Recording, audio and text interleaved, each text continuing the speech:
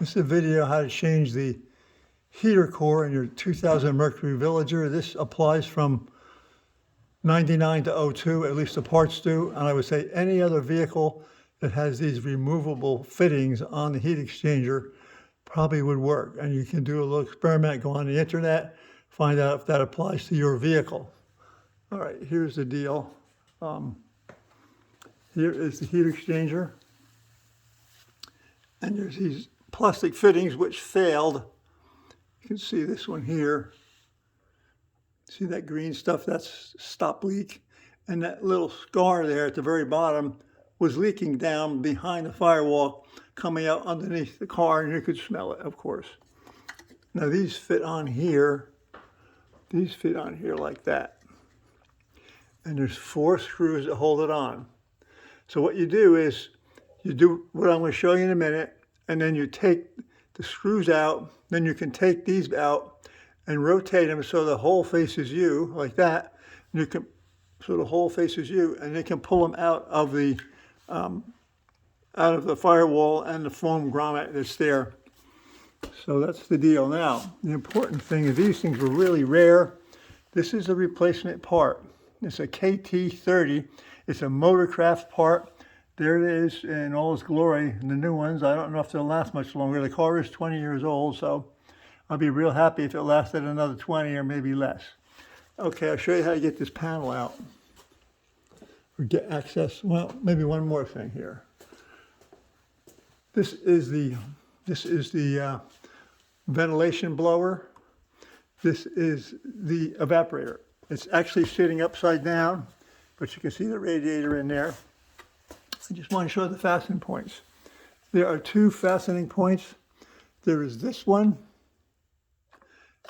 and this one on the bottom. There'll be studs, you'll see that. And then there's 2 upper bolts here and here. And this attaches the 2 ducts together. It's just a sheet metal plastic screw that holds the 2 pieces together. Take those out and that thing comes right out after we take all this preliminary stuff off.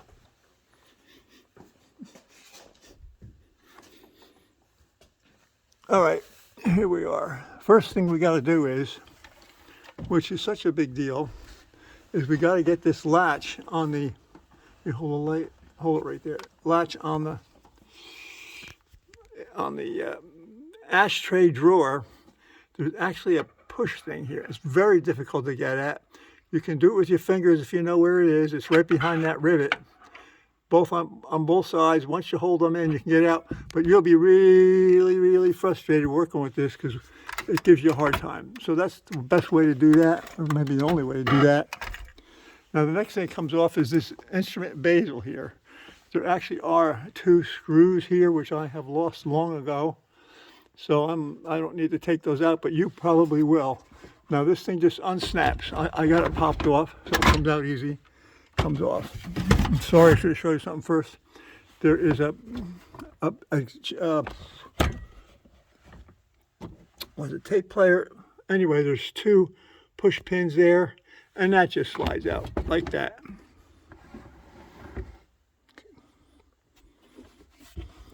Actually, that piece has to come off first to let that piece come out. Now, we're going to take this panel off. This is the glove compartment cover panel. That's all it needs to have to come off so you can access the cooling case with the blower and the evaporator. There's actually a screw here. There's actually a screw here. And there's a couple push or line-up pins. You can see it. There's one there. Anyway, you just get a hold of this on this corner, and you just give it a tug, and it'll come out. It just pops in there. Anyway, there are 4 bolts that hold that on. Let me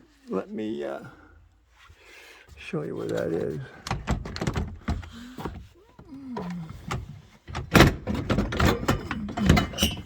Let me hold that for a minute. Oh, it's giving me a hard time.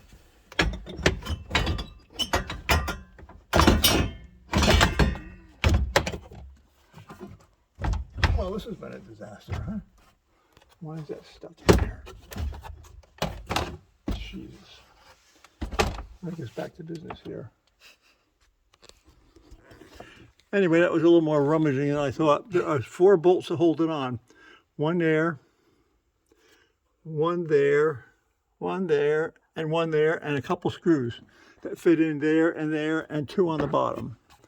So that's all there is to that. This, you got to put the glove compartment down. And how you do that, there's a couple push panels on the side here, and you push the stop back, and that makes that go out of the way.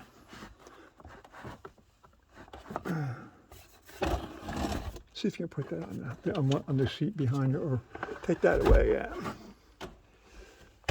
Okay. Now, there's 4 bolts to hold this on. This is called an instrument panel brace. There's 2 bolts there, 2 nuts there. When you take it off, it comes right out. This is a panel that has to come out to take the heat exchanger out. It just screws on there. It's a courtesy panel. Screw there. Just take that, slide it out of that, put it aside, slide it out of the way somehow.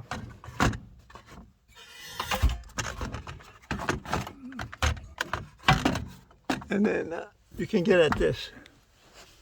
I'm going to have to do some contortions to make this happen.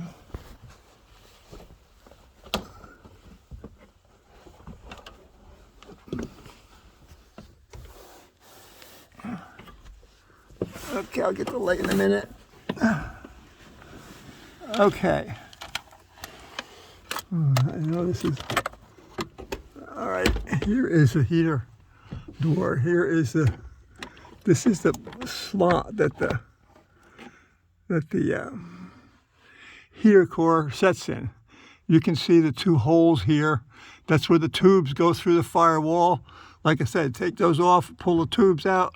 You can slide this out just like a book on a shelf, and you'll be done. So just reverse what we did to put it together, and that would be it.